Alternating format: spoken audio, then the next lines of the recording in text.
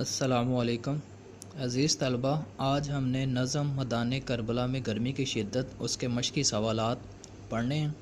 मीर अनीस ने पहले बंद में ज़ुबान को किस चीज़ से तशबीह दी है? मीर अनीस ने पहले बंद में ज़ुबान को शम्मा से तशबीह दी है। दूसरे बंद में नहर के लब से क्या मुराद है? दूसरे बंद में लहर के नब से मुराद जो है नहर के किनारे हैं। शायर के बयान के मुताबिक दरिया फ़रात के पानी पर धूप का क्या असर था? शायर के बयान के मुताबिक दरियाए फ़रात पर धूप का ये असर था कि पानी खोल रहा था गर्मी की शिद्दत की वजह से। शायरी में मीर अनीस की वजह शोहरत क्या है? शायरी में मीर अनीस की वजह शोहरत मरसिया निगारी है। अब मरसिया निगारी क्या होता है? अब किसी मरने वाले की गम के अंदर जो आप अशार कहते हैं उसे मरसिया कहा जाता है। हैयत के अतबार से इस नज़म मदाने करबला में गर्मी की शिद्दत को क्या कहेंगे? हैयत के अतबार से नज़म मदाने करबला में गर्मी की शिद्दत को मुसद्दस कहा जाएगा। और मुसद्दस ऐसी नज़म होती है जिसके हर बंद के अंदर 6 मिसरे होते हैं।